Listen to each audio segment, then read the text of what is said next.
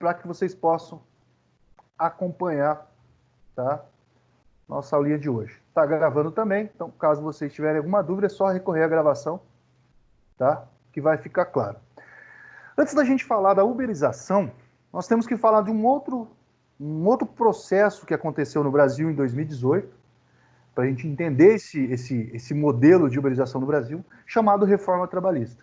Tá? A reforma trabalhista foi uma reforma feita em 2018 pelo governo Temer, né, que modificou as relações trabalhistas.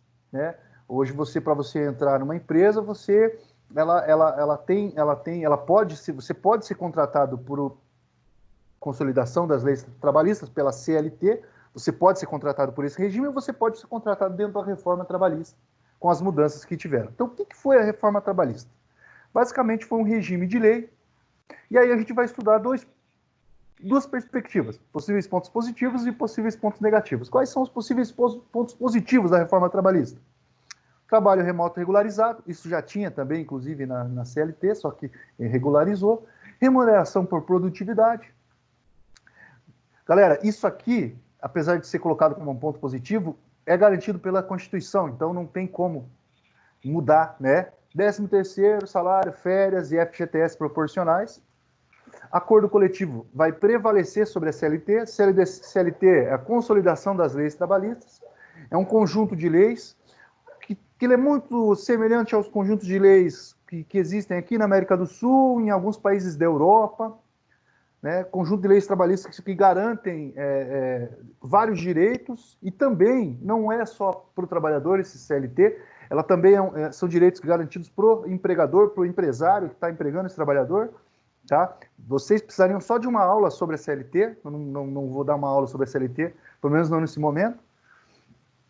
Parcelamento 5, né? Parcelamento das férias em 3 vezes e também remuneração das mesmas. Antes não era possível parcelar as férias em 3 vezes, né? Ou vendê-las, né? Quando era feito de forma meio por debaixo dos panos. Negociação quanto à jornada diária semanal de trabalho, obedecido, claro, o limite de 220 horas mensais. Então, antes não podia se negociar, agora, através da reforma trabalhista, se pode. Extensão da validade de um acordo, mesmo depois de sua expiração. O que significa isso, galera? Quando você trabalha numa empresa, num setor, faz um serviço, você tem geralmente um sindicato ou alguém que represente você, a sua categoria. Então, quando eles se reúnem com o patrão, eles fazem um acordo.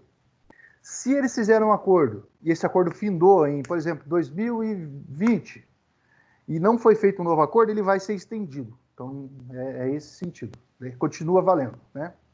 Pontos negativos.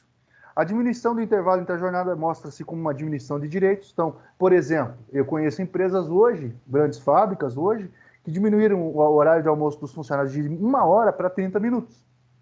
Intervalo entre a jornada. Então, imagine, você almoçar em 30 minutos. Você almoçar, escovar os dentes e já ir para o trabalho. Né? Perigosa prevalência do negociado sobre o legislado. Aqui, ó. Muitas vezes o que foi negociado prevalece sobre o CLT e pode ser que alguém que esteja negociando por você, em seu nome, não esteja tão preocupado assim com o seu bem-estar, né? Terceirizado versus o trabalhador contratado. Então, o que acontece? Muitas empresas mandaram embora os seus profissionais contratados pela CLT para contratar um terceirizado que é mais barato. Após ser mandado embora, para ser recontratado como terceirizado, você só pode ser contratado depois de 11 meses dentro de uma empresa. Ou seja, você é mandado embora, você não pode ser recontratado como terceirizado nesse intervalo de 11 meses, só depois. Né? Plano de cargos e salários acaba sendo afetado. Então, existem os planos de cargos e salários nas empresas, como você vai subindo de nível e vai aumentando o seu salário, acabou sendo afetado. Flexibilidade e trabalho intermitente pode gerar desemprego. O que significa isso, galera? Quando você consegue desempenhar vários papéis dentro da empresa, você pode fazer várias funções. Isso pode gerar desemprego, porque aquela pessoa que está ali fazendo uma função, você consegue fazer a sua e a dela, por que eles vão manter a dela? Vão mandar embora. Né? Trabalho intermitente é quando você trabalha por períodos. Por exemplo, você trabalha numa loja. Existem horários que são horários de pico. Então, se você não precisa estar de manhã, mas à tarde, com o horário de pico, você vai estar, o empregador, o empresário, não vai contratar mais uma pessoa. Ele vai deixar você. Então, isso pode gerar desemprego. possível redução dos direitos dos trabalhadores frente aos direitos das empresas, por exemplo. Pode se perder insalubridade, periculosidade, depende do acordo coletivo quando ele é feito. Isso são problemas possíveis da reforma trabalhista. Okay? Vocês vão estudar sobre isso, vocês vão pesquisar sobre isso, vocês vão poder falar melhor que eu, inclusive, nesse slide. Tá bom? Então, aqui, galera, eu deixei esse esquema, eu tirei do DIEESE, tá? Que vai falar sobre, ó, dentro de todos os pontos, ampliação e flexibilização de jornada de trabalho, questão da demissão, alteração das condições de trabalho e o cardápio de contratos precários que vão existir. Então, vocês podem ver por ponto a ponto aí, tá? O que aconteceu depois da reforma trabalhista, ok? E um dos fenômenos que vieram a partir da reforma trabalhista também, tá, galera, foi o chamado uberização. O que seria a uberização? A uberização é uma relação de trabalho informal ligada a plataformas, onde o contrato é estabelecido a partir daquele aplicativo que você acessa. É um tipo de contrato informal, mais flexível e por demanda. O que significa isso? Você trabalha por quantidade que você consegue, né? Por quantidade de demanda de serviços, pode ser transporte, pode ser aula, pode ser consulta médica, aí depende do aplicativo. Só que, né, nesse processo o trabalhador pode escolher a jornada de trabalho dele. Tá? Galera, alguém aí de vocês conhece, parente, alguém que trabalhe com um aplicativo? Ou dentro de casa tem alguém que trabalha com aplicativo? Que é Uber, ou que trabalha em Uber Eats, ou que trabalha em outros aplicativos? Alguém aí, galera?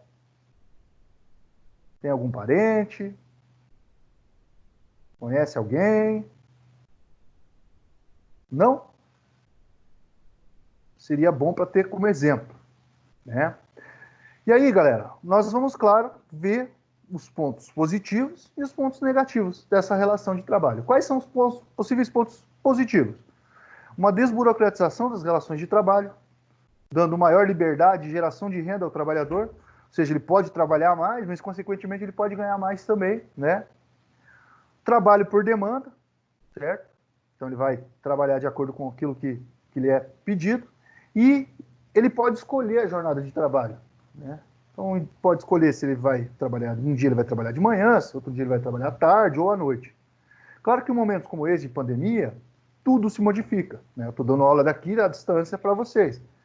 Mas, num momento normal, certamente até janeiro aí nós teremos a vacina, depois disso, no momento normal, é dessa forma que acontece. Pontos negativos, galera. Precarização das condições de trabalho, tendência a monopólio, concentração e concorrência desleal, ok? Foi o que aconteceu com os taxistas em relação ao Uber ou outros aplicativos de transporte. Pode ser que essas plataformas monopolizem todos os serviços, né? São possibilidades. E perca de rede de proteção social, que é a previdência social, né? E aí, galera, hoje, coincidentemente, eu vi uma notícia da greve dos entregadores, né? Sobre a greve dos entregadores, né? Por aplicativo. Olha que interessante. Aqui é uma frase dita aqui pelo próprio empregador, pelo próprio empregador, né? A gente quer que a população saiba o quanto custa uma entrega mais barata ou gratuita. A frase dita a tilt pelo entregador Edgar Silva, mais conhecido como Gringo, resume o sentimento de uma categoria nesta quarta. Hoje, no caso, né, galera? Parte dos entregadores fará hoje uma paralisação nacional com exigências a apps como iFood, Rappi, Uber Eats e Log, em um novo desafio, a chamada economia de bico, né? Então, qual que é a grande questão que esses trabalhadores estão levantando? Que muitas vezes, né, eles só queremos ganhar melhor para almoçar dignamente, trocar peça da moto e não andar precarizado. O novo normal não precisa ser só a máscara e álcool e gel. É a forma nova de trabalhar, só queremos ser remunerados. Isso não sou eu que estou falando, é um trabalhador e hoje está se manifestando. Então perceberam que essas questões elas são muito atuais, tá? E é isso que caracteriza, né, essa modalidade nova aí de trabalho. Galera, alguma dúvida em relação